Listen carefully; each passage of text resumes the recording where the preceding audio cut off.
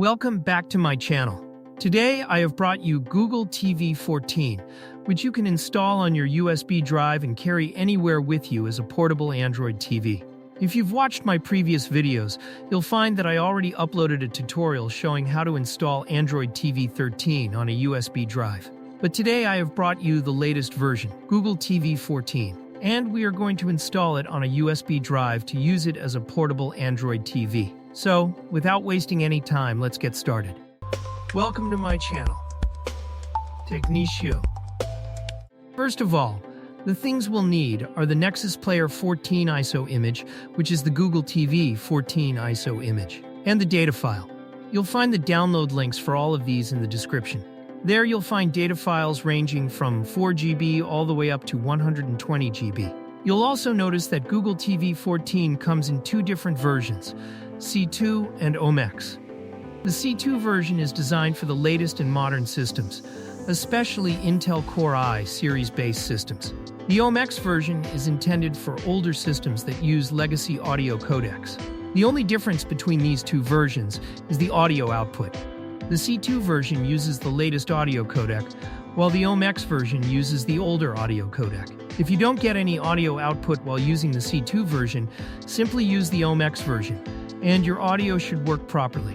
I have already downloaded the Google TV 14 C2 version along with two data files. First, I'll open a Partition Manager. I already have Mini-Tool Partition Wizard installed on my system, and you'll also find its download link in the description.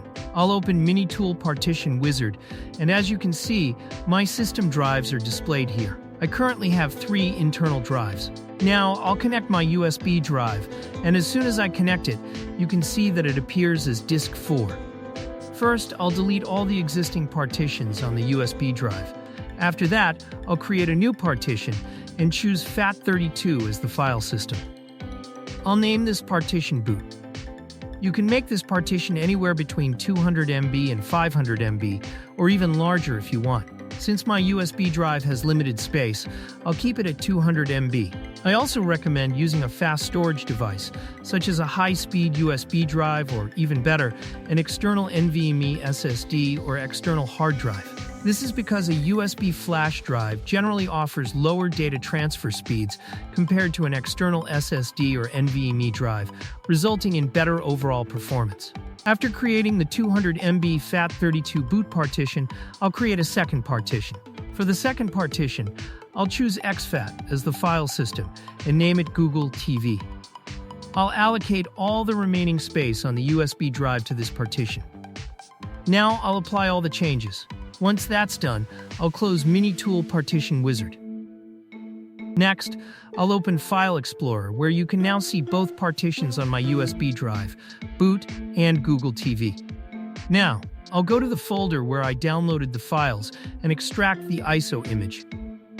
Once the ISO has been extracted, I'll open the extracted folder and copy all the files except system.sfs.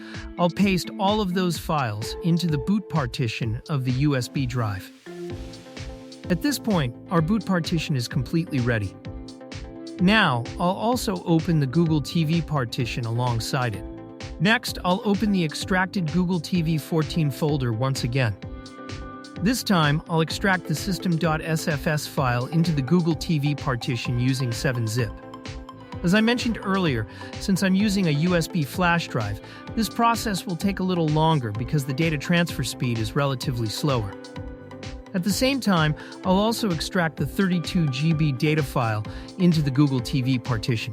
Before extracting, I'll enable the Keep Broken Files option so that WinRAR doesn't skip the file by mistakenly considering it corrupted. Now, as you can see, both the system image and the data image are being extracted. I'll temporarily pause the extraction of the data image so that the system image can finish extracting more quickly. As you can see, the system image is now extracting much faster. Once the system image has been extracted successfully, I'll resume the extraction of the data image. This process may take some time because the data image is actually creating a complete 32 GB virtual storage, allowing Google TV to detect approximately 32 GB of free internal storage that can later be used for installing apps and storing files.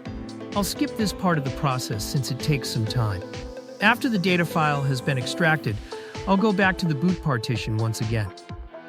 From there, I'll copy 2 additional files, the ISO Linux folder and the image file. After copying them, I'll open the Google TV partition and paste both of these files there. Now, as you can see, both the boot partition and the Google TV partition are completely prepared. Next, I'll restart my computer. During startup, I'll press F12 to open the boot menu and boot directly from my USB drive. Keep in mind that this operating system is designed to boot in UEFI mode, so your system must also support and be configured for UEFI boot. After booting from the USB drive, you'll see the Google TV boot menu, where you'll be asked which Nexus Player 14 kernel version you'd like to run. If you're using an external display, you can also select the appropriate option for that. I'll choose the first kernel version of Nexus Player 14, and once selected, the operating system will begin loading. After a few moments, you'll see the Google TV logo, indicating that the system is booting successfully.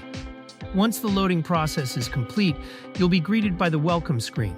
From here, I'll select my preferred language, connect to Wi-Fi, sign in with my Google account, and complete the remaining initial setup. After the setup is complete, as you can see, Google TV 14 is now running successfully on my system.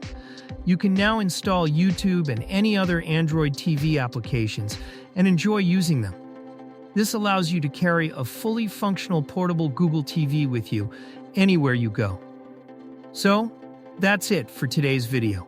In this tutorial, I showed you how to install Google TV 14 on a USB drive and explained the complete installation process step by step. If you found this video helpful, please don't forget to like, and please subscribe to my YouTube channel, Technicio, and hit the bell icon so you'll never miss an update from our channel. Together, let's end tech tantrums. Thank you.